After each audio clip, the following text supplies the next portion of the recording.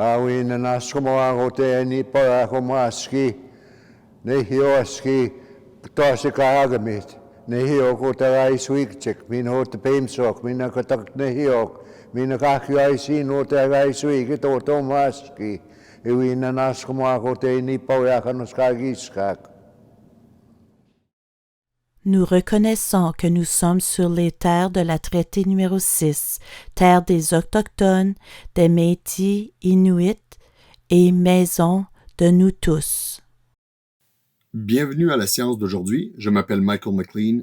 Je suis membre du conseil d'administration de la NAFT et je suis ministre sur le campus de St. Thomas More College à Saskatoon, en Saskatchewan, sur le territoire du traité 6, terre traditionnelle des Métis. J'ai l'honneur aujourd'hui de vous présenter nos conférenciers. Tout d'abord, l'archevêque Donald Boland. J'ai rencontré Monseigneur Boland lorsqu'il se trouvait au diocèse de Saskatoon. Il est actuellement l'archevêque du diocèse de Regina. Il est né dans les prairies canadiennes, a étudié à Regina, à Ottawa et à Oxford, et après son ordination, a enseigné au département des études religieuses du Campton College de l'Université de Regina. En 2001, il a été nommé au Conseil pontifical pour la promotion de l'unité des chrétiens du Vatican sous la direction du cardinal Walter Casper. À ce titre, il a eu l'occasion de servir le dialogue international de l'Église catholique avec les anglicans et les méthodistes. Il a été nommé évêque du diocèse de Saskatoon en 2010 et archevêque de Regina en 2016. Au sein de la Conférence des évêques catholiques du Canada, il a été actif dans le domaine de l'écuménisme et de la justice, tant au niveau diocésain que national. Il s'est engagé activement dans les relations avec les peuples autochtones en réponse aux appels à l'action de la Commission Vérité et Réconciliation. L'archevêque Don est accompagné aujourd'hui du révérend Harry Lafond. Je suis très fier de dire que Harry a été nommé chercheur en matière d'éducation autochtone à St. Thomas More à l'automne 2019. Et nous sommes très fiers d'avoir Harry au sein de la famille du collège. Le révérend Lafond a déjà occupé le poste de directeur exécutif du bureau du commissaire au traité de la Saskatchewan de 2007 à 2019. Avant cela, il a été directeur de l'éducation de la nation Cree de Muskeg Lake pendant 5 ans. Il a déjà été chef de Muskeg Lake et est maintenant diacre ordonné dans l'Église catholique romaine pour le diocèse de Prince Albert. Dans le cadre de ses fonctions, le révérend Lafond poursuit son amour de l'enseignement et agit à titre de conseiller culturel pour le St. Thomas More College. Aujourd'hui, nous accueillons Don et Harry et nous attendons avec impatience leur entretien qui portera sur les appels à l'action de la commission et les excuses du pape. Veuillez vous joindre à moi, où que vous soyez, pour souhaiter la bienvenue aux orateurs d'aujourd'hui. Merci beaucoup pour cette merveilleuse introduction, Michael. Et c'est vraiment un grand privilège de faire cette présentation aux côtés du diacre Harry Lafond. Je voudrais commencer avec une anecdote. C'était juste quelques mois après la publication du rapport final de la commission. L'appel à l'action 58, qui invitait le pape à venir au Canada et à présenter des excuses au peuple autochtone, avait été publié et attirait beaucoup d'attention. J'ai eu l'occasion d'assister à une réunion alors que Harry n'était pas encore diacre. Et puis une autre amie d'ici, de Regina, une leader et activiste autochtone, Susanna Duranger. Susanna et Harry ont eu l'occasion de rencontrer notre nonce apostolique, l'archevêque Luigi Bonatti, à l'époque. Et c'était bien avant que le pape ne vienne. Mais Harry et Susanna ont présenté des raisons très convaincantes et profondes pour lesquelles il était vraiment important de répondre à cet appel à l'action déjà à l'époque. Je vais inviter Harry à se présenter, puis je vais introduire le sujet de la formation. Harry va nous parler un peu de notre point de départ, puis je parlerai de la visite papale, des excuses qui ont été présentées et du plan d'action. Harry et moi allons entamer un dialogue sur les éléments du plan d'action qui découlent de la visite du pape François. Puis Harry nous fera part de quelques réflexions finales, peut-être pour repenser notre façon de considérer la vocation. Sur ce, je vais inviter Harry à se présenter.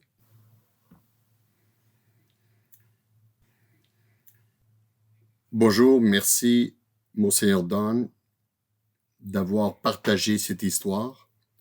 Elle me rappelle des souvenirs très intéressants et de bons souvenirs du temps qu'on a passé ensemble à essayer d'encourager le Canada à envisager d'accueillir le pape.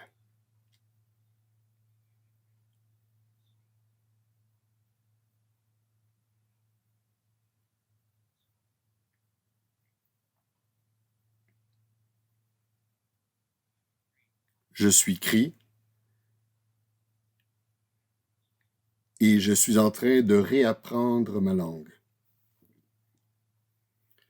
Chaque fois que j'en ai l'occasion, je partage cette langue avec les gens parce qu'elle renferme l'essence et l'âme de mon peuple. En plus, la présentation initiale de Michael était vraiment axée sur l'aspect professionnel. Mais sur le plan personnel, j'ai 5 enfants et 14 petits-enfants et ils forment l'âme de ce que je suis. En Cri, le Wahktowin est très important. C'est un ensemble de lois fondamentales sur la construction des relations que j'observe. Et ma famille me l'a enseigné au fil du temps et au cours de notre vie ensemble. C'est sur le plan personnel et je vis dans ma propre communauté. Muskeg Lake, parce que c'est l'endroit qui contient ce qui reste de notre terre ici. C'est le seul endroit où je peux honnêtement dire que je suis en territoire Cri. Et j'aime la vie là-bas. Germaine et moi apprécions vraiment notre vie là-bas. C'est une petite communauté agréable et très attachante. C'est ce que je suis et c'est ce qui me fait vibrer. C'est merveilleux, Harry. Je tiens à souligner d'emblée que Harry a été un véritable mentor pour moi, en particulier au cours des premières années de cet apprentissage d'un nouveau mode de collaboration entre l'Église catholique et les peuples autochtones. Il a été une figure de sagesse et un grand leader à bien des égards. C'est merveilleux d'être avec vous, Harry. Peut-être, Esther, pouvez-vous afficher le texte ici? Lorsque les appels à l'action ont été publiés dans le cadre du rapport final de vérité et réconciliation, il y avait plusieurs appels à l'action adressés à l'Église, aux Églises, dont Action 58 qui s'adressait à l'Église catholique. Certains traitent spécifiquement de la question de l'éducation et de la formation. J'ai pensé qu'il serait bon d'encadrer notre conversation en les examinant dès le début. Appel à l'action 59. Nous demandons aux représentants de l'Église qui sont partis à la Convention de règlement d'élaborer des stratégies d'éducation pour que leur congrégation apprenne le rôle joué par l'Église en ce qui a trait à la colonisation. De même qu'à l'histoire et aux séquelles des pensionnats, ainsi que raisons pour lesquelles des excuses aux anciens élèves des pensionnats et à leurs familles et aux communautés concernées sont nécessaires. Ensuite, l'appel à l'action 60 qui suit immédiatement, nous demandons aux représentants de l'Église qui sont les parties de la Convention de règlement ainsi qu'à toutes les autres confessions religieuses concernées, en collaboration avec les chefs spirituels autochtones, les survivants des pensionnats, les écoles de théologie, les séminaires et les autres centres de formation. Je pense que cela englobe ceux qui participent à cette conversation de manière assez complète.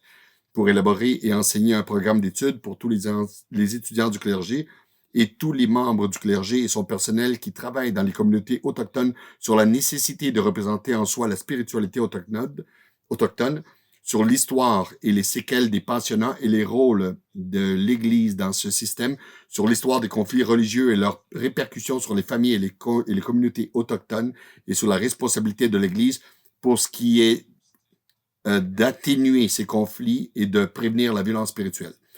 Nous pouvons donc résumer ces éléments, mais je pense qu'il est utile de préciser quelques appels à l'action qui abordent la question de l'éducation et de la formation à tous les niveaux de la vie sociale et religieuse. Je pense donc que c'est une excellente chose que vous ayez choisi de vous concentrer sur ce sujet lors du rassemblement virtuel de cette année. Lorsque Harry et moi avons eu une première conversation, le diacre Harry a dit « Il est important de se demander où est-ce qu'on commence. » Et il n'est pas de meilleur endroit pour entamer cette conversation. Alors Harry, je me demande là que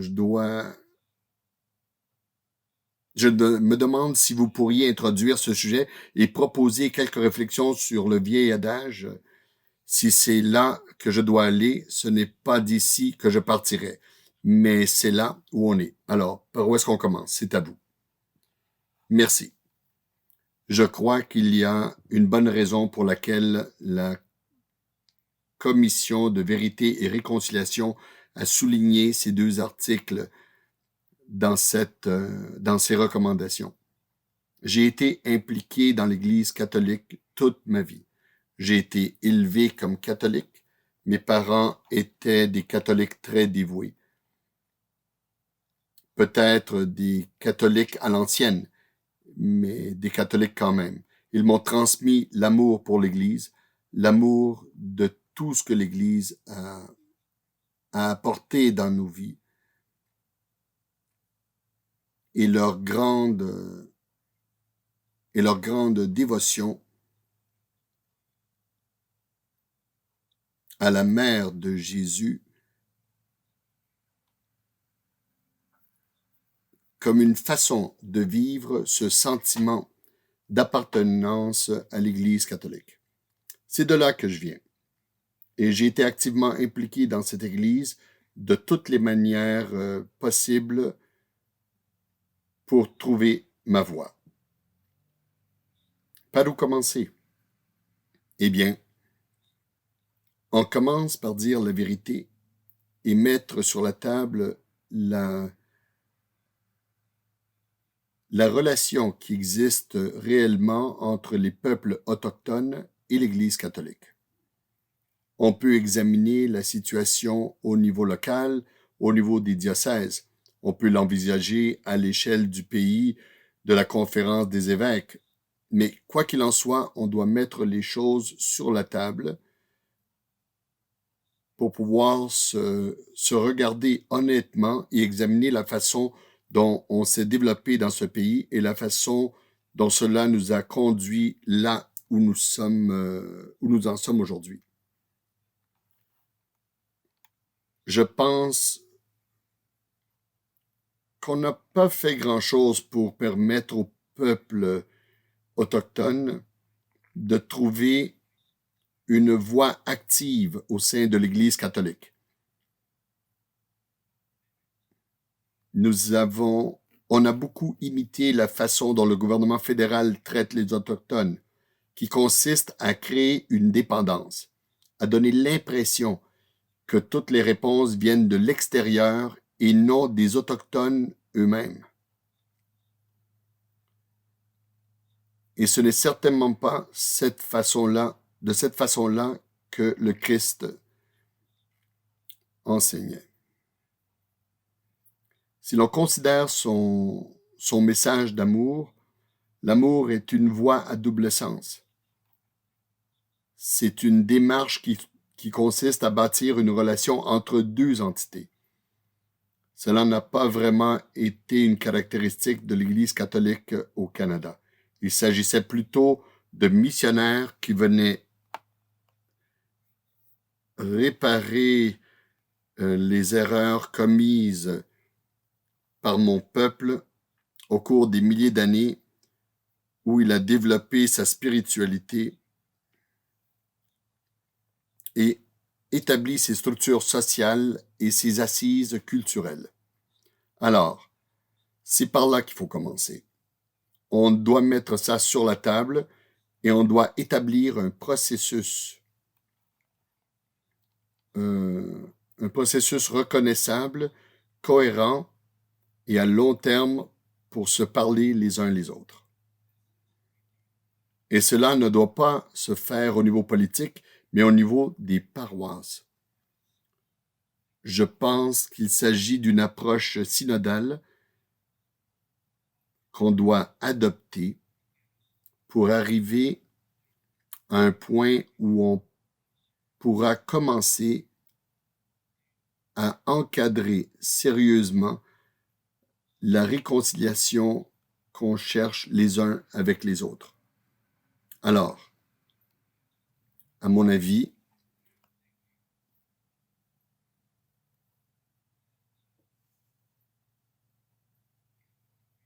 on a un long chemin à parcourir pour établir des processus et des structures réelles avec lesquelles travailler dans ce pays. On a beaucoup d'approches et de démarches administratives à dépasser. C'est un véritable défi, mais ça peut être très enrichissant si on le fait avec amour et avec un sens de justice, et si on croit réellement à l'affirmation du prochain en tant que personne qui veut exprimer et suivre les enseignements de Jésus-Christ. Merci beaucoup, Harry. Merci à vous. Vous avez bien formulé le défi de savoir comment marcher ensemble d'une bonne manière. Alors, je pense que la visite du pape nous a donné quelques bonnes pistes sur la façon d'aller de l'avant. J'ai récemment rendu visite à l'évêque Doug Crosby à Hamilton et il m'a dit que le journal de Hamilton, qui a été quelque peu critique à l'égard des diverses choses pendant la visite papale, a montré à la fin une photo du pape montant dans l'avion. C'était un peu comme une sorte de caricature du pape qui montait sur l'avion et il est écrit « Appel à l'action ». 58, coché. Je pense que la visite du pape a fait bien plus que répondre à un appel à l'action particulier. Je pense que nous allons passer les prochaines minutes à exposer ce qu'on pense que chaque catholique de ce pays devrait savoir sur la visite papale, ce qui nous met sur la voie de l'avenir d'une manière très particulière pour ceux parmi vous qui sont engagés dans la formation. Je vais présenter 2 PowerPoints assez rapidement et je les mets à la disposition de tous ceux qui participent à ce séminaire par l'intermédiaire de vos organisateurs. Le premier PowerPoint porte sur ce que le pape a réellement dit lorsqu'il est venu présenter ses excuses. Je vais vous présenter 6 aspects de ces excuses.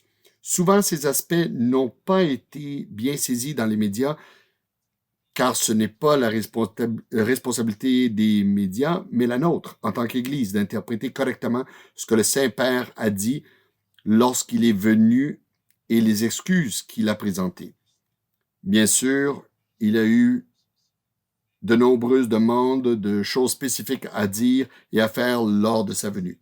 Mais je voudrais souligner 6 choses très brièvement. Tout d'abord, il s'est adressé aux enfants qui ne sont pas rentrés des pensionnats. Il l'a fait de 3 manières, pas avec des mots, mais plutôt avec des gestes et des actions. La première, et on va simplement revenir à son arrivée, et la première étape a été Masquatchis, où se trouvait le pensionnat Hermineskin, au sud de Edmonton. Il s'est arrêté pour prier au cimetière où sont enterrés de nombreux enfants qui ont fréquenté les pensionnats. Un moment de prière très fort au tout début de la visite.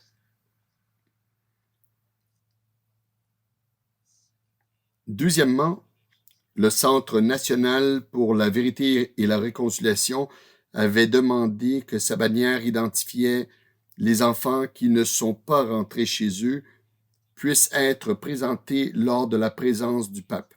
Le Centre national a donc été invité à déployer la bannière dans l'église de Masquatchis. Et avant que le pape François ne se rende au pavillon pour prendre la parole et présenter ses excuses, il a fait une halte devant cette bannière Et cette liste de noms qui symbolise vraiment la douleur et la souffrance des enfants autochtones et de ceux qui ne sont pas rentrés chez eux. Et vous le voyez bénir la bannière et ici embrasser, vénérer la bannière, honorer les enfants.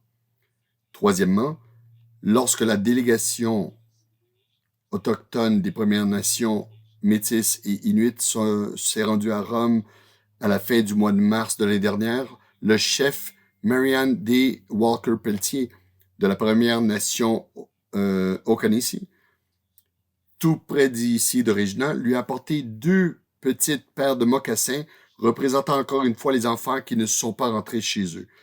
Elle a demandé au peuple de lui rapporter ces mocassins lors de sa visite comme symbole de guérison et de constat du rôle de l'Église dans les pensionnats. Vous voyez donc ici le pape alors qu'il ramène les mocassins et les présente au chef D. Walker-Pelletier. Un moment très fort. Et il en parle dans son discours à Maskawatchis. Le deuxième élément des excuses consistait simplement à reconnaître la souffrance. Ici, à Maskawatchis, je repense aux histoires que vous avez racontées.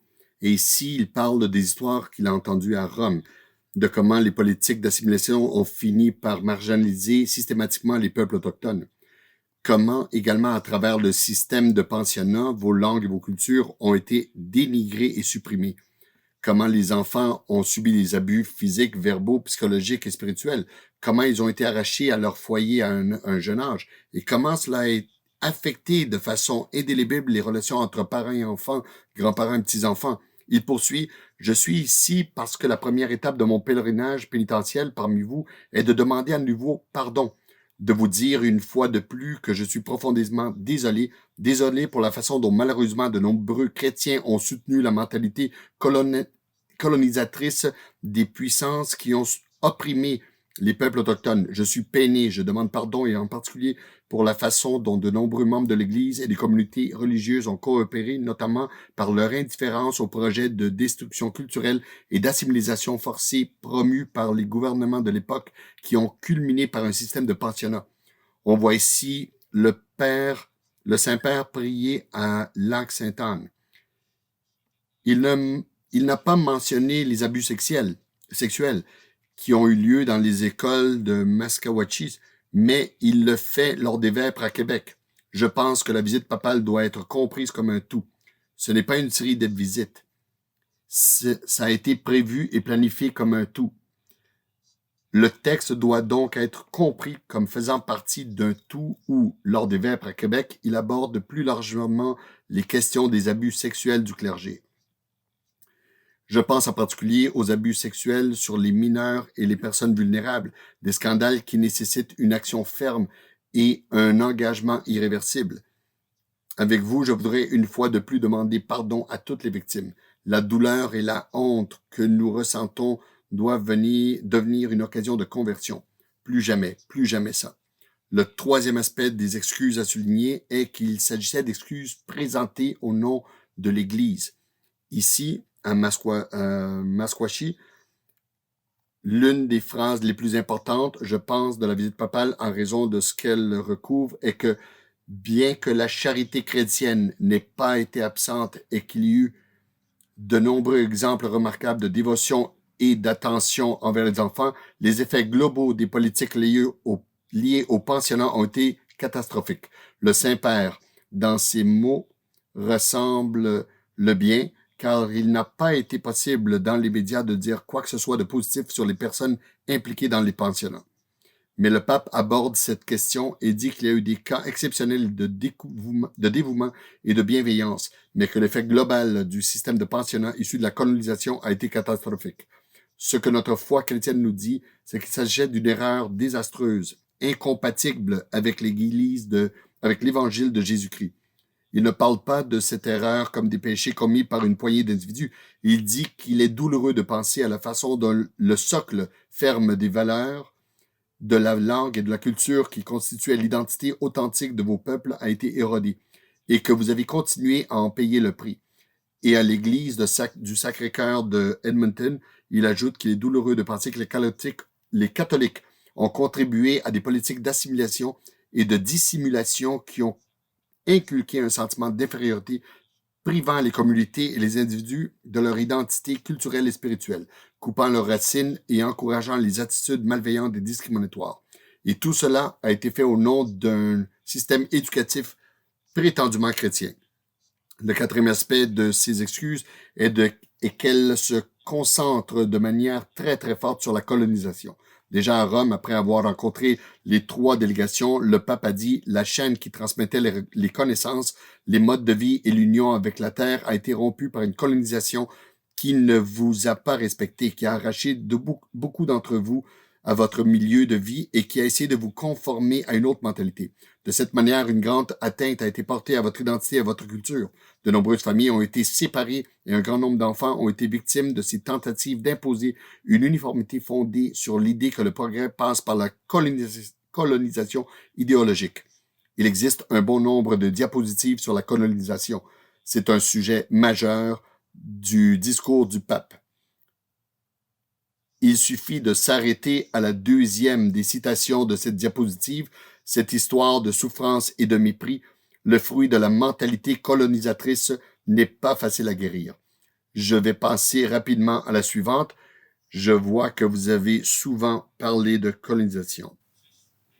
Le 5e élément des excuses était de reconnaître vraiment le traumatisme qui continue, le traumatisme intergénérationnel.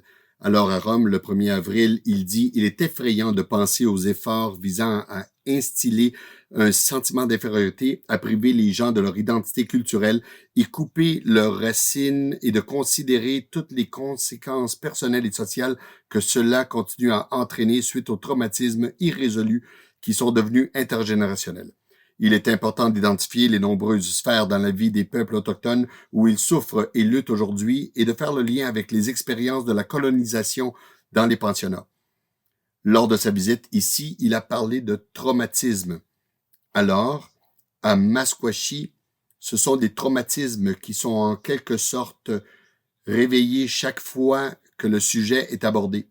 Je me suis rendu compte que notre rencontre aujourd'hui peut faire ressurgir d'anciens souvenirs et des vieilles blessures, et que beaucoup d'entre vous se sentent peut-être mal à l'aise au moment où je parle de se rappeler les expériences dévastatrices qui ont eu lieu dans les pensionnats, des blessures, des colères qui font du mal, et pourtant c'est nécessaire. Je vous remercie de m'en parler, de partager avec moi ces souvenirs amers. Et je passe maintenant au 6e élément des excuses. Et bien sûr, le pape parle en tant que catholique, en tant que pape. Il ne présume donc pas que les survivants qui l'écoutent sont chrétiens et pensent à travers un prisme chrétien. Mais c'est le prisme dont il parle. D'abord, il offre une prière face au mal. Nous prions le Seigneur pour sa bonté face à la mort. Nous prions le Dieu de la vie. Je vais passer à la citation suivante, très forte, prononcée à l'église du Sacré-Cœur d'Edmonton. C'est la voie à suivre pour regarder ensemble le Christ, pour aimer celui qui a été trahi et crucifié pour nous, et pour reconnaître le Christ crucifié dans les nombreux élèves des pensionnats. Alors, où retrouve-t-on le Christ dans le système des pensionnats? Ici, il utilise ce langage du Christ crucifié dans les étudiants du pensionnat. Puis, ce message puissant. On ne peut pas proclamer Dieu d'une manière contraire à Dieu lui-même. Et pourtant, combien de fois cela s'est reproduit dans l'histoire? Eh bien, Dieu se présente simplement et silencieusement. Pensez à l'incarnation, pensez au mystère pascal. Nous avons toujours la tentation de l'imposer et de nous imposer en son nom. C'est la tentation vaniteuse de le faire descendre de la croix et de se montrer avec puissance. Je pense, Esther, qu'on peut arrêter le PowerPoint maintenant. Je crois que c'est important de nommer les façons dont le pape s'est profondément engagé dans les excuses qu'il a présentées et que ces excuses étaient détaillées et articulées sur plusieurs niveaux et nous offre une base solide pour reconnaître la douleur et la souffrance dans lesquelles l'Église a été impliqués dans le passé. Et maintenant, Harry, je ne sais pas si vous voulez intervenir un moment, et puis nous allons passer au plan d'action et parler des 4 façons dont le pape nous invite à avancer.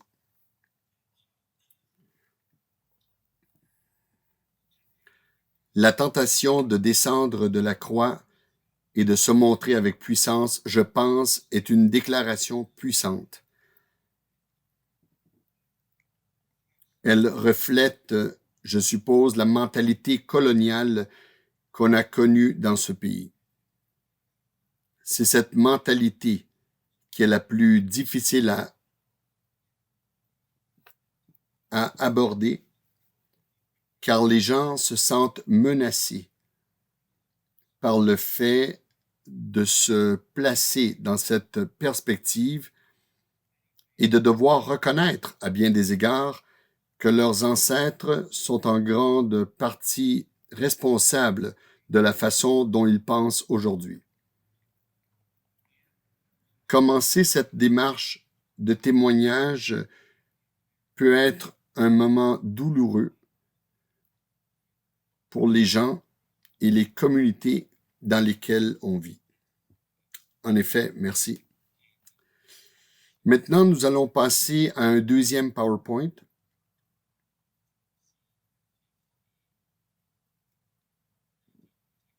Nous allons examiner la voie à suivre que le pape François nous propose dans le contexte de sa visite.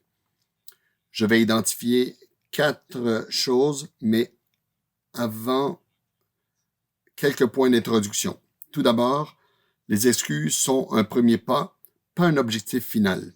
À Mascachis, le pape a dit « Chers frères et sœurs, beaucoup d'entre vous et vos représentants ont déclaré que demander pardon n'est pas la fin de l'affaire.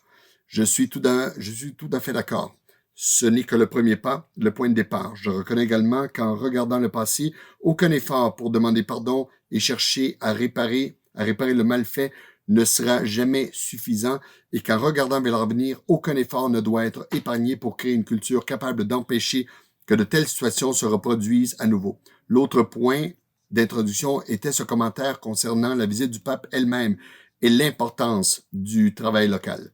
Chers frères et sœurs, les gestes et les visites, on pense à la visite papale, peuvent être importants, mais la plupart des mots et des actes de réconciliation se manifestent au niveau local dans des communautés comme celle-ci du Sacré-Cœur de Edmonton, où des individus et des familles cheminent côte à côte, jour après jour, pour prier ensemble, pour s'entraider, pour partager des histoires de vie, des joies communes, des luttes communes. C'est ce qui ouvre la porte à l'œuvre de réconciliation de Dieu. Je pense donc que ce sont des mots importants pour nous tous, que le travail local est le travail auquel nous sommes appelés, et c'est là que nous pouvons vraiment apporter des changements et une nouvelle façon de marcher ensemble. Je vais donc me pencher sur la première des 4 voies que le pape nous indique et qui fait écho au premier mot de Harry, dire la vérité. Raconter l'histoire d'une nouvelle manière. À Rome, avant de s'adresser aux délégations qui sont allées voir le Saint-Père, il déclare « Sans mémoire historique et sans engagement à tirer des leçons des erreurs du passé, les problèmes restent irrésolus et reviennent sans cesse. » Nous pouvons le constater ces jours-ci dans le cadre de la guerre. La mémoire du passé ne doit jamais être sacrifiée sur l'autel du prétendu progrès. Dans un esprit fraternel, j'encourage les évêques et la communauté catholique à continuer à prendre des mesures en faveur de la recherche transparente de la vérité pour favoriser la guérison et la réconciliation.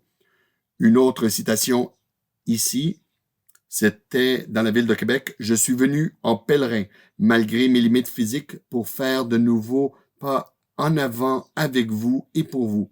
Je le fais pour que des progrès soient réalisés dans la recherche de la vérité, pour que le processus de guérison et de réconciliation puisse se poursuivre et que les graines de l'espoir puissent continuer à être semées pour les générations futures, autochtones et non autochtones, qui souhaitent vivre ensemble en harmonie en tant que frères et sœurs. » On pourrait peut-être arrêter le PowerPoint un moment et Harry, vous pouvez peut-être nous dire quelques mots sur cette tâche qui consiste à dire la vérité et sur la manière dont on peut avancer à cet égard, peut-être en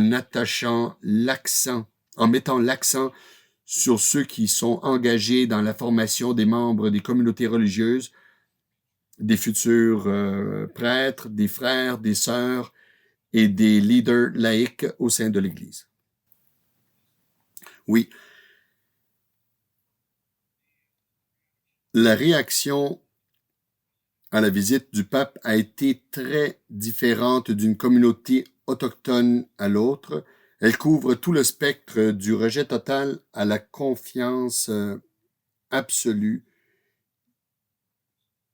que quelque chose va se produire, que quelque chose de positif va se produire après les mots du pape et les réflexions qu'il nous a partagées.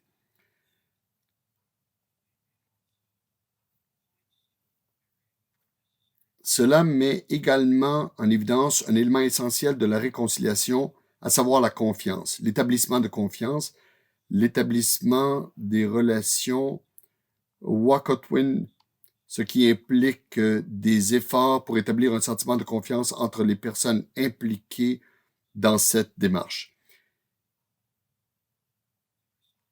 Il y a tellement d'exemples historiques où la confiance a été piétinée et enterrée dans l'intérêt du pouvoir, dans l'intérêt d'acquérir des terres, dans l'intérêt de maintenir une structure de pouvoir qui marginalise les peuples autochtones au Canada. Je pense à plusieurs exemples, mais ce n'est pas ce que je voulais partager, ce que j'entends par là. Ce que j'entends par là, c'est que l'Église, les représentants de l'Église, on va le dire comme ça, sans généraliser, les représentants de l'Église n'ont pas hésité à s'impliquer dans des affaires qui n'ont rien à voir avec le ministère de l'Église catholique auprès des gens. Ici, en Saskatchewan, nos recherches sur les transactions foncières nous ont fourni des exemples, des cas où les ministres ont activement participé à la mise en place d'une situation permettant aux colons de sortir gagnants et d'acquérir les terres qu'ils convoitaient au détriment de la présence des Autochtones. Je pense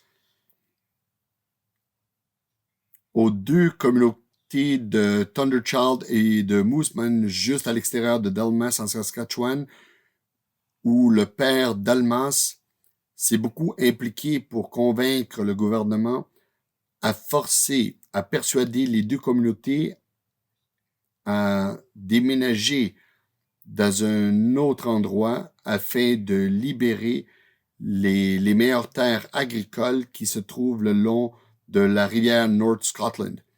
C'est un exemple. Dans ma propre communauté, d'après les recherches qu'on a effectuées sur les terres, il se trouve qu'en 1919, notre curé, qui était un membre de longue date dans notre communauté, qui a été au service de notre communauté pendant 26 ans, a été renvoyé de la communauté par ses supérieurs pour que notre prêtre puisse venir et convaincre les gens et le gouvernement à céder pratiquement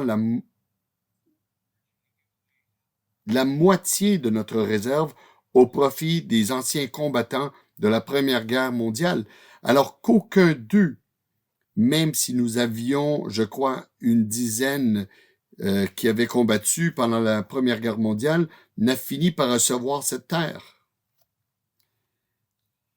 Alors, il y a des exemples comme celui-là, où la confiance a vraiment été mise à l'épreuve ou trahie, et c'est là qu'on en est. On se retrouve devant la méfiance et on doit essayer de comprendre comment aller de l'avant pour rebâtir la confiance. Je pense qu'on a beaucoup de chemin à faire dans certains milieux pour établir un sentiment de confiance entre nos communautés et l'Église institutionnelle au Canada. Il se peut qu'on doive outiller nos petits-enfants pour qu'ils essaient de voir les choses différemment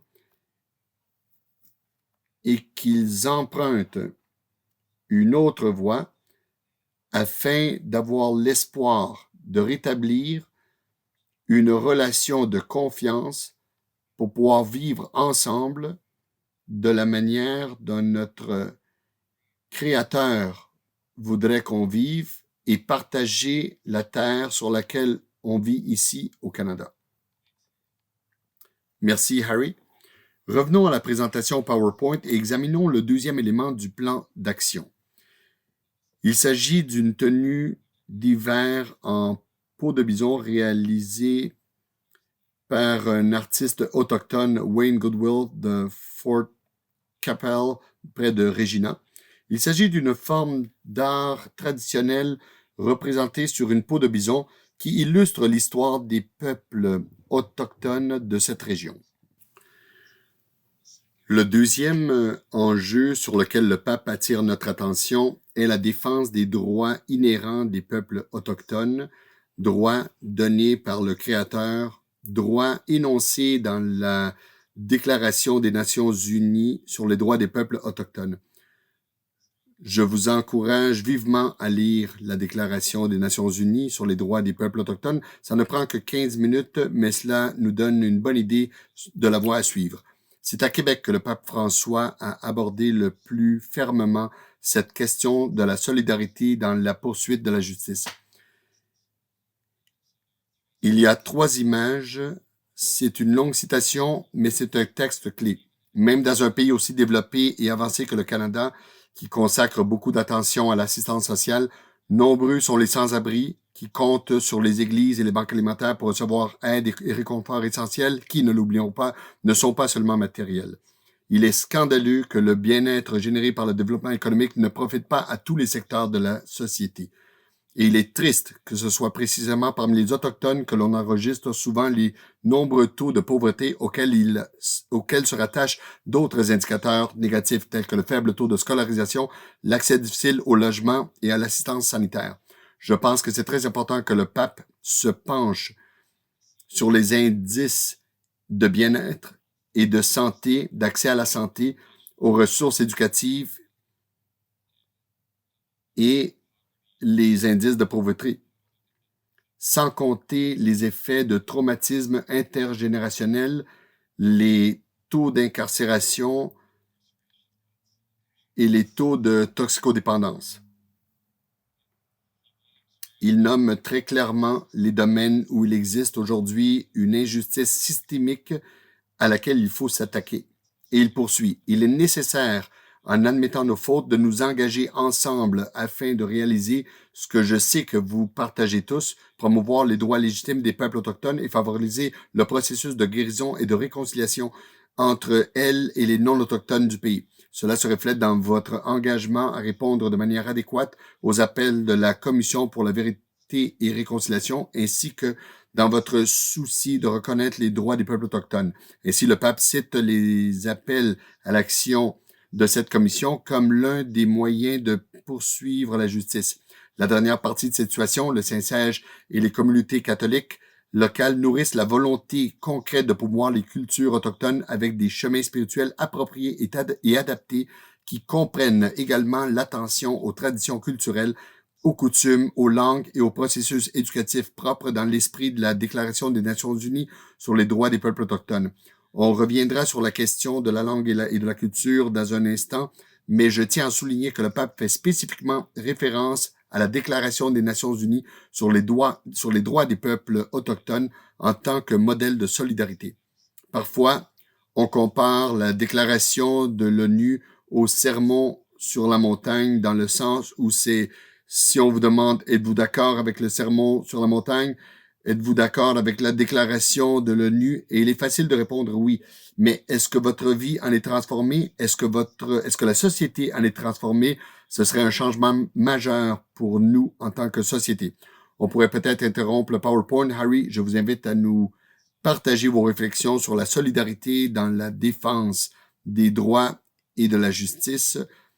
Et quelle est la place que peut prendre l'Église pour y participer. Je pense que nous devons prêter attention à l'esprit et à la manière dont ces documents sont rédigés. Ils sont si éloignés de la législation en vigueur dans ce pays en ce qui concerne les relations entre le gouvernement du Canada et les peuples autochtones. La loi sur les Indiens est tellement prescriptive et pleine d'obstacles à toute autonomie, à toute autogestion. Elle étouffe les communautés, elle étouffe notre pays tout entier et on en souffre tous. Tant les peuples colonisateurs que ceux autochtones souffrent de cette législation. Le ton de la Déclaration des Nations Unies sur les droits des peuples autochtones et de la Commission pour la vérité et réconciliation est exactement le contraire de cela. Elle appelle les gens à assumer la responsabilité de ce qu'ils sont, de ce qu'ils croient et de la manière dont ils peuvent aller de l'avant pour que les gens, les relations et la confiance qui est si nécessaire puissent s'épanouir. Cela nous amène tout à fait ailleurs. Ce que j'aime de cette déclaration, c'est qu'il ne s'agit pas seulement du Canada. On y fait référence à la façon dont les peuples autochtones du monde entier ont été soumis à la colonisation européenne, mais aussi à d'autres parties du monde qui ont également poursuivi leurs efforts de colonisation jusqu'à aujourd'hui vis-à-vis des populations autochtones de leur pays. La déclaration ne dit pas que les Nations unies vont venir à tout redresser pour nous. Elle dit que c'est votre droit et que vous devez prendre le contrôle du processus. Vous devez prendre le contrôle de la manière dont vous allez avancer et vous devez comprendre ce que le Créateur vous a confié et comment mettre en pratique au quotidien les éléments de cette énergie qui nous a été donnée à tous par le Créateur. Merci Harry. On pourrait peut-être revenir au PowerPoint ici. Je pense à l'expression « Pensez globalement, agissez localement ». La Déclaration des Nations unies, tout comme les appels à l'action de la Commission, nous donnent vraiment des orientations, mais beaucoup dépend du développement des relations et de l'engagement dans nos communautés spécifiques. La Déclaration des Nations unies a été approuvée par l'Église catholique, par le Saint-Siège et par la Conférence des évêques. Elle aborde un certain nombre de droits, dont le droit à l'autodétermination, le droit de ne pas être assimilé, le droit aux traditions et aux cérémonies spirituelles et religieuses, le droit de transmettre aux générations futures leur histoire, langue, tradition orale, philosophie, système d'écriture et littérature, le droit à leur propre système d'éducation, à la reconnaissance, au respect et à l'application des droits. La Déclaration des Nations unies énonce aussi de nombreux droits relatifs à la Terre. Le troisième domaine sur lequel nous allons nous concentrer ici est le soutien aux langues et cultures autochtones. C'était l'un des principaux thèmes de l'allocation du pape François et je pense que c'est un espace important pour nous. Il prononce une phrase très importante à Masquachis. Lorsque les colons européens sont arrivés ici, il y avait toutes les conditions propices à une rencontre fructueuse entre les cultures, les traditions et les formes de spiritualité. Mais essentiellement, ça s'est pas produit. Je pense que le message du pape est qu'il y a d'abord des choses qui peuvent encore se produire aujourd'hui. Ainsi, il note, il est douloureux de penser que le terreau solide des valeurs, de la langue, de la culture, qui constituait l'identité authentique de vos peuples a été érodé et que vous continuez à en payer le prix. Au lac Sainte-Anne, il parle de Kokum, les grands-mères. Les eaux sont porteuses de vie. Je pense aux nombreuses et précieuses grands-mères qui sont ici avec nous. Vos cœurs sont des sources d'où a jailli l'eau vive de la foi, avec laquelle vous avez étanché la soif de vos enfants et petits-enfants. Je suis frappé par le rôle vital que les femmes dans les communautés, des femmes des communautés autochtones. Elles occupent une place prépondérante en tant que source bénie, non seulement de la vie physique, mais aussi de la vie spirituelle. Une partie de l'héritage douloureux auquel nous sommes confrontés aujourd'hui découle du fait que les grands-mères autochtones n'ont pas pu transmettre la foi dans leur propre langue et culture. À la Citadelle de Québec, les peuples autochtones ont beaucoup à nous apprendre sur le soin et la protection de leur famille. Chez eux, dès leur plus jeune âge, les enfants apprennent à distinguer le bien du mal, à être sincères, à partager, à corriger les erreurs, à réconforter, à recommencer, à se réconcilier. Lorsqu'ils rencontrent une délégation autochtone à Québec, dans un monde qui est tragiquement trop souvent individualiste, votre sens profond et authentique de la famille et de la communauté est précieux. Combien il est important de cultiver soigneusement le lien entre les jeunes et les aînés et de maintenir une relation saine et harmonieuse avec toute la création. La partie sur la création, nous y reviendrons dans le 4e point. Je voudrais simplement souligner ici un document préparé par le Cercle Notre-Dame de Guadeloupe. Beaucoup des participants à l'atelier aujourd'hui, membres de communautés religieuses, sont, au moins par l'intermédiaire de la CRC, liés au Cercle Notre-Dame de Guadeloupe qui rassemble divers organismes catholiques. Ils ont produit un merveilleux document il y a 4 ans pour l'année des langues autochtones et les Nations Unies ont déclaré cette décennie la décennie des langues autochtones. C'est un excellent document que vous pouvez consulter si vous ne l'avez pas déjà fait. Il y a beaucoup d'autres citations qui célèbrent et appuient vraiment la récupération et le renforcement des langues et des cultures autochtones. Et peut-être que nous pouvons arrêter le PowerPoint. Et Harry, je pense qu'il s'agit d'une sphère majeure d'engagement possible. Je me demande si vous souhaitez aborder certaines actions spécifiques qui pourraient être réalisées à cet égard. On peut arrêter le PowerPoint. Merci. Je pense qu'en ce qui concerne la langue, la réalité canadienne est que la langue n'est pas un élément précieux pour notre identité en tant que Canadien. Au fil du temps, on a adopté en grande partie l'approche de nos voisins du Sud où tout le monde doit être pareil, tout le monde doit parler anglais. Et si vous vivez au Québec, alors le français est la langue de la province. Alors, je crois que le premier défi qu'on doit relever est de considérer la beauté de la langue, sa diversité et sa richesse. Et on ferait bien de se dépêcher à le faire. Parce que si on regarde les gens qui marchent dans les rues et les gens qu'on croise au Tim Hortons, etc., ils ne parlent pas anglais. Ils parlent de nombreuses langues différentes provenant du monde entier. Et il n'y a rien de mal à cela. C'est très bien. C'est beau qu'ils puissent se sentir suffisamment libres au Canada pour le faire. Alors, en ce qui concerne les peuples autochtones, nous devons changer notre façon de voir les choses et voir comment valoriser les personnes qui travaillent à réinstaurer ces langues dans nos communautés. Je pense qu'il y a beaucoup de travail à faire au sein de nos communautés, tout simplement parce qu'en tant que colonisés, nous adoptons en partie la pensée des colonisateurs. Et vous entendez des parents dire, ils n'ont pas besoin de l'anglais, je veux dire, ils n'ont pas besoin du cri. C'est l'anglais qui va leur permettre de gagner leur vie. Mais il ne s'agit pas de gagner sa vie, en fait. Il s'agit de soigner votre âme.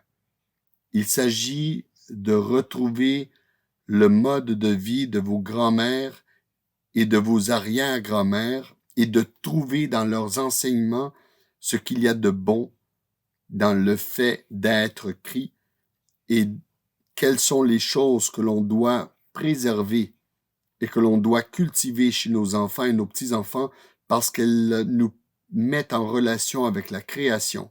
Cette relation que notre Créateur nous a demandé d'établir et d'entretenir avec la création.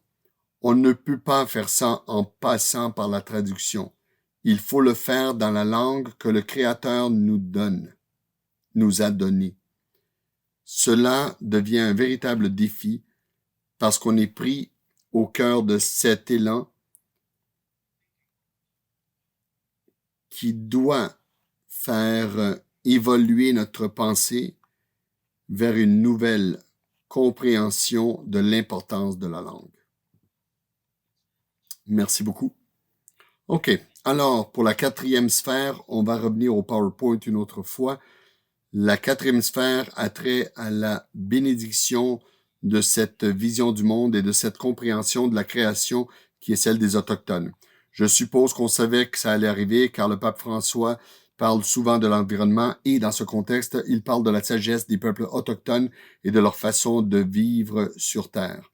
Déjà, dans Laudato Si, le pape avait noté qu'il était essentiel de porter une attention particulière aux communautés autochtones et à leurs traditions culturelles. Elles ne sont pas simplement une minorité parmi d'autres, mais devraient être les principaux partenaires de dialogue, en particulier lorsqu'on veut faire avancer des grands projets qui affectent les terres. Pour eux, la terre n'est pas une marchandise, mais plutôt un don de Dieu et de leurs ancêtres qui y reposent, un espace sacré avec lequel ils doivent interagir pour conserver leur identité et leurs valeurs. Lorsqu'ils restent sur leur terre, ce sont eux qui en prennent le plus grand soin. Le pape n'a donc pas perdu de temps pour aborder cette question à Mascuchis.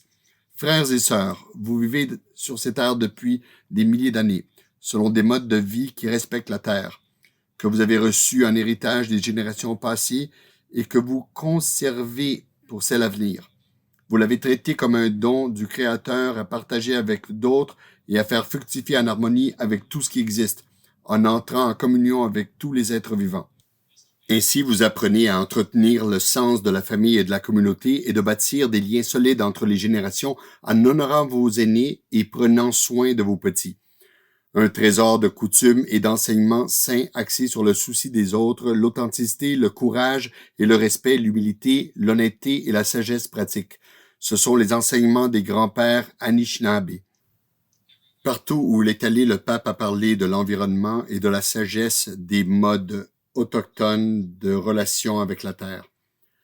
Au Québec, il a parlé du souci constant des peuples autochtones de protéger la terre et l'environnement, de la fidélité à une vision harmonieuse de la création qui apprend aux êtres humains à aimer le Créateur et à vivre en symbiose avec les autres créatures vivantes. On peut apprendre de cette capacité à écouter attentivement Dieu, les gens et la nature. Et on en a surtout besoin lorsqu'on est happé par le rythme étourdissant du monde actuel. On doit être capable de regarder en avant, comme les traditions de sagesse autochtone nous l'enseignent, 7 générations en avant, et non pas en fonction de nos intérêts immédiats, des prochaines élections ou du soutien de tel ou tel lobby. Les valeurs et les enseignements des peuples autochtones sont précieux. On va reprendre le PowerPoint. Il y a eu de nombreuses occasions et citations où le pape François a abordé ce sujet à Iqaluit. Il a parlé de la relation profonde entre les peuples du Nord et la Terre. Il a dit « La Terre est résiliente et forte et vous êtes résilients et forts ». Alors je pense que le pape nous a demandé d'ouvrir une voie pour nous engager avec les peuples autochtones vis-à-vis de la création ainsi que les façons de vivre sur la terre, de prendre soin de la terre. Je vous laisse la parole à Harry pour vos commentaires et réflexions. J'ai eu des conversations avec les aînés au sujet de l'histoire orale des traités dans l'Ouest canadien et en Ontario.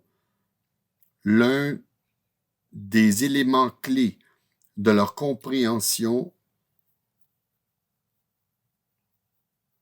qui va à l'encontre de l'interprétation de ces traités par le Canada concerne précisément le territoire et la relation à la terre. Il est très clair lorsque vous écoutez les histoires orales que la terre est une partie vivante de la création et notre défi est d'apprendre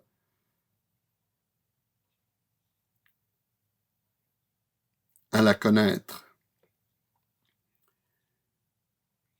à s'y rapporter et à l'apprécier pour la place qu'elle occupe dans notre vie. non seulement vie physique, mais aussi la vie spirituelle, émotionnelle et psychologique. C'est une partie nécessaire de notre être tout entier. Et cela va à l'encontre de la vision coloniale de la Terre comme une marchandise, comme quelque chose à posséder, à utiliser, comme quelque chose qui sert à produire de la richesse pour les individus, les communautés ou les sociétés. Il y a là un conflit au niveau de l'interprétation. C'est un autre de ces obstacles et cela devient très difficile. À bien des égards, cela a mis en veilleuse les relations découlant du traité, simplement parce qu'une partie estime qu'on a accepté de partager le territoire et que l'autre partie dit « Non, vous avez tout abandonné, c'est à moi et j'en fais ce que je veux ». Alors, il y a des choses importantes qui nous mettent en défi. Nombre de ces défis concernent nos esprits, nos âmes, la manière dont on comprend Dieu, le Créateur, et les enseignements de Jésus-Christ. Et il y a des choses qu'on doit aborder entre nous. Comme je l'ai dit, je pense que notre défi actuel est de s'assurer de remettre à nos petits-enfants et arrière-petits-enfants les bons outils pour continuer à exprimer cette différence dans la façon de se rapporter à la Terre. Merci Harry, très inspirant. Je pense qu'on approche la fin du temps à notre disposition. On va parler un peu de la synodalité et de la façon dont le chemin de la synodalité ouvre un cadre vraiment différent pour cheminer avec les peuples autochtones. Je me souviens qu'à la fin de la visite papale, le cardinal Lacroix, en quittant la ville de Québec, a demandé au pape s'il pouvait écrire quelque chose dans le livre des visiteurs à la basilique. Il a écrit « Ce n'est pas facile de marcher ensemble, mais c'est possible. » Et je me demandais pour conclure si vous aviez des conseils à donner à ceux qui sont en charge de la formation en termes de mesures à prendre. Quelque chose que vous voudrez souligner avant que nous terminions ici. J'aimerais revenir au chapitre 1 au début de notre session et de dire que la relation entre l'Église institutionnelle et les praticiens de cette Église institutionnelle avec les peuples autochtones ne nous a pas bien servi. Elle ne nous a pas bien servi parce qu'elle est devenue au fil du temps une welfare church, une église providence. Et on ne fonctionne pas bien dans une église providence. À l'avenir, je pense que le défi que doivent relever les institutions chargées de la formation du clergé et des personnes au service de nos communautés, c'est de reconnaître que les communautés, en particulier les communautés autochtones, en fait, ont toujours fonctionné et géré leur vie spirituelle et leurs enseignements de manière très efficace depuis des générations. Et malgré l'impact négatif qu'a eu sur elles le gouvernement et l'Église institutionnelle au cours des 150 dernières années, elles ont pu protéger suffisamment leur spiritualité, leur cérémonie et leur langue pour transmettre nos façons d'honorer le Créateur. À bien des égards, elles ont adopté Jésus en leur sein et découvert que Jésus parle dans notre langue, qu'il parle de notre manière de faire les choses et que des éléments comme l'amour et le partage sont vraiment des valeurs communes. Beaucoup de nos cérémonies s'organisent autour du partage. Il s'agit de faire participer les jeunes. Nous avons également une tradition très forte de discernement par rapport au leadership dans notre communauté, le leadership spirituel. J'ai été impliqué dans l'Église institutionnelle, comme je l'ai dit, pendant toute ma vie. J'ai été dans un séminaire à un moment donné au noviciat. Je sais que j'ai une certaine connaissance de la façon dont la sélection se fait pour ces candidats. On ne trouve pas le même type d'approche pour choisir nos nouveaux leaders autochtones. C'est quelque chose qui doit être reconnu. Je pense comme l'un des éléments de dialogue que les institutions de formation doivent poursuivre efficacement avec nos chefs spirituels. Comment votre communauté choisit-elle la personne en qui elle va avoir confiance comme guide sur le plan spirituel au sein de cette communauté? C'est un élément essentiel. Comme je l'ai dit, nous avons une histoire lamentable. Vous savez probablement que si l'on voit le nombre de membres du clergé autochtone qu'on a eu dans ce pays, on peut sans doute les compter sur les doigts d'une main ou deux. C'est très révélateur de cette Église-providence où on a l'impression que les missionnaires arrivent afin de tout faire pour le peuple, sans permettre au peuple d'intégrer cette Église, d'offrir son propre leadership et sa propre richesse de croyances qu'il a reçues de Dieu pour le guider dans sa vie spirituelle et personnelle. Alors, on a beaucoup de travail à faire pour trouver un moyen de reconnaître qu'il y a du leadership dans tout cela. Il y a des cérémonies pour installer des leaders. Il y a le fait de se mettre au service des autres. Je suis diacre parce que je crois sincèrement qu'en tant que diacre, je mets ma vie au service des autres.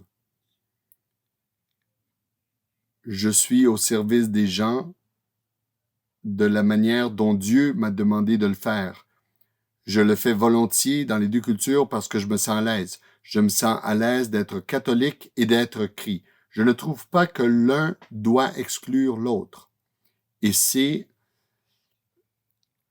je crois, la direction que nous devons prendre à l'avenir. Et nous avons l'intérêt à le faire rapidement. Si rien ne se passe, nous n'aurons pas d'église catholique autochtone au Canada dans les 2 ou 3 prochaines générations.